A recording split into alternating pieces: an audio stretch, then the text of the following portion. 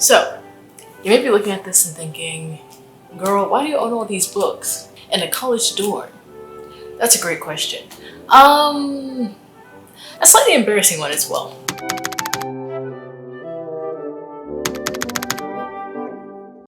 Hey guys, it's Lauren here. Welcome back to my YouTube channel. Before we even get into it, just make sure you follow me on my socials. I'm trying to post more. Go ahead and check it out. And yeah, I guess let's hop into the video, I suppose. So I'm an English lit major that doesn't really read. And I know, like, Lauren, is that not a whole stack of books right next to you? Yes, that is very true. However, when I say I don't read, I don't really read outside of academics. I have to read a lot for class because I am an English lit major in the creative writing track. I have to read a lot of academic papers and I also have to read a lot of work for my fellow classmates. Not only that, I'm a student that does obviously this. I do YouTube, but also I work. I'm an intern. It makes it really hard to just have spare time in order to read. And it's not even that, okay, you have spare time to read. I think everyone can manage up whether you're on the train or like right before you go to sleep or right when you wake up, whatever time works best for you. And it does work for the most part. However, what no one talks about is the fact that you get reading fatigue. If you are an academic or if you read for academia, you have to read a lot of classics. You have to read a lot of things with a lot of heavy thematic elements. And not only that, a lot of heavy prose. And that just makes it incredibly complex and hard to try to pick up anything else that feels too complex and hard outside of class, because then your brain is already exhausted and running on fumes from hyper analyzing some text from like 100 years ago, and then you don't really want to do that for anything that's contemporary or anything you just want to read casually, at least not during the school year. So for me, a lot of the reading I end up doing is during the summer, and it's quickly approaching. We're in April now and I'm almost about to be a college grad, which is super fun. But yeah, basically what I mean to say is it is very complicated, and it is hard to read outside of class. So even though I'm an English lit major, sorry mom and dad, I don't really read as much as I would like to. I actually feel like I've been reading less since I've gone to college, and c'est la vie. I wish I could feel more shame, but at this point I'm just trying to get the degree, get out of here, and then live my life. And so I have all of this. Here's the problem though, and this is where things get complicated. Even though I don't really read, that doesn't stop me from buying books. I visit bookstores very often throughout the school year, mainly because I go to school in New York City, in case you don't know, in case you're new here. And that means that there are a lot of really interesting bookstores here, like based on themes. It's hard, okay? It's really hard to contain yourself. So yeah, I have a lot of books, and right now I kind of just want to go through them with you guys and see how I'm going to prioritize reading them, I guess. This is kind of casual. It's supposed to be a casual video. But I guess, like, yeah, let's get through this. The first book I have here is actually Death by Bubble Tea by Jennifer J. Chow. I'm honestly a decent part of the way through, and that's largely has to do with the fact that it is a mass market copy of a book. It's a little mystery. It's supposed to be really cute. It's supposed to be a light read, which is part of the reason why I'm reading it right now. And I actually have managed to read a couple of books. It's just that like I haven't gotten to all of them, so this is one of them. Super cool. This book actually I have read. If you're an English lit major and you want to read during the school year, the best thing to read if you want to like be able to like have a lot of mental capacity left, if you're super busy like me, read romances, read YA, or read short stories. Like all of those are kind of like good in the category of things that you can read in your spare time when you're caught up in academia and work and everything else. But yeah, so I picked up my first T.L. Williams book, 7 Days in June, and I wasn't expecting to like it as much as I did, and I wasn't expecting the prose to surprise me as much, because the thing with this book, it's like a romance, but it's the kind of romance where the main character actually has a lot of heavy background. She, for example, suffers from disability. She had a really traumatic experience in high school that is related to the love interest of this book. Can I say the book was entirely executed perfectly? No. But can I say I deeply enjoyed it, and that I think it is a step up from a lot of romance books that I've read that other people might recommend on BookTok or something? Yes. This is very good. I know she has another book coming out soon. I'm really looking forward to reading that as well. But yeah, I would recommend 7 Days in June. Here I am saying that I don't read while I'm in school. I read a little. It's mostly fan fiction, but I read a little bit of stuff in paper. The next book I have is Ascendin.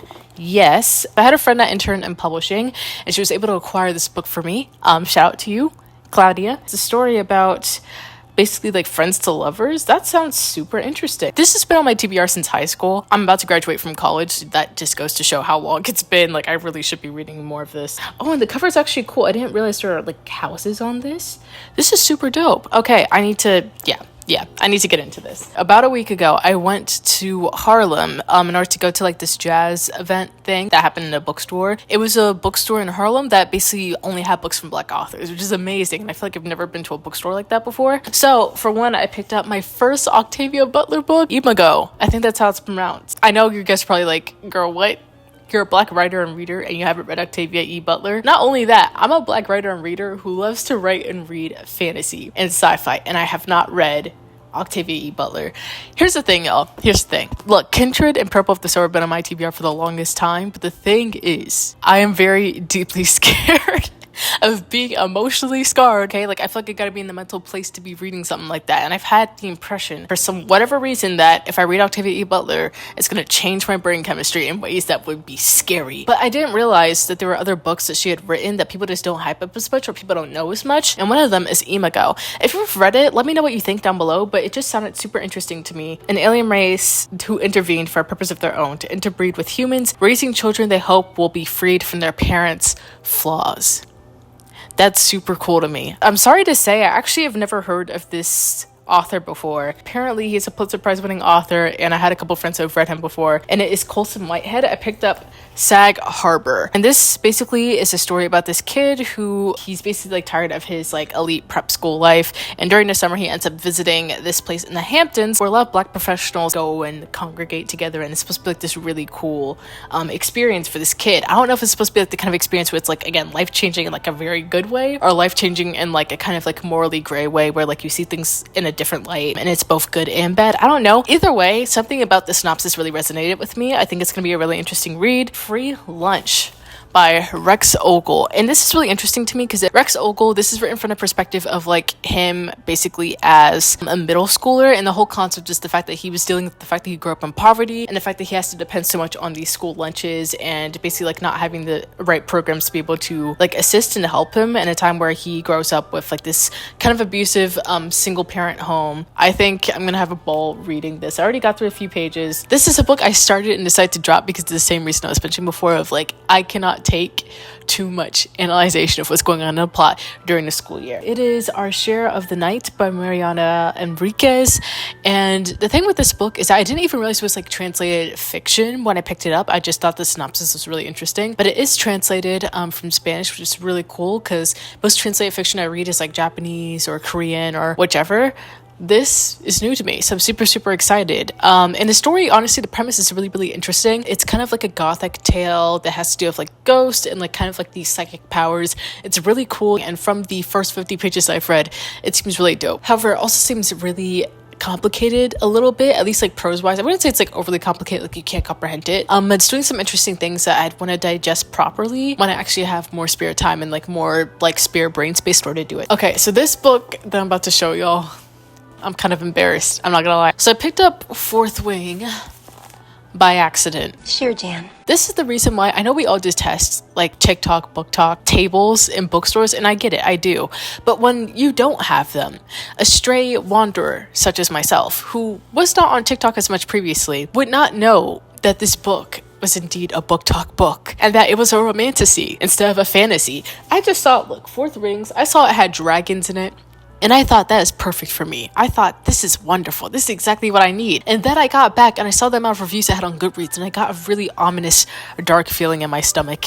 And then I looked it up on TikTok and I saw all of the discourse, and I was like, no.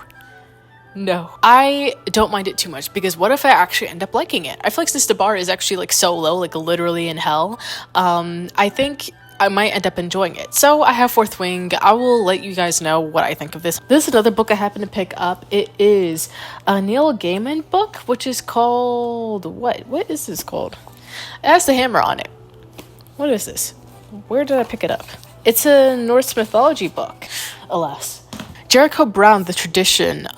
This is a collection of poetry. I don't read poetry that often, but occasionally, if I walk into a bookstore and I see like some Black poets that have been recommended, I will pick up their books. Either the author of this book was winner of the Pulitzer Prize, and I think that says good things, I suppose. I will be honest though, the Pulitzer Prize, it means something to me, but also doesn't, because sometimes I'm like, okay, this is like objectively good in terms of like art and academia, but has it reached as many hearts as I would have liked it to? Has it reached my heart? I don't really know those kind of things. thing, so it's like, I don't know. But I mean, I'm gonna give this boy a chance. I've heard really good things. Feybound. This is another book that was trending on TikTok that I had better feelings about because I've heard way better things about this book. I think it's because it's actually like a proper fantasy. It's romantasy. Okay, so this is kind of like the standard, oh, like the protagonist is born into strife. Oh, hold on, sisters. Oh, hold on, this actually might be hey, I love a good sibling story. Hold on, this by a woman of color? I knew.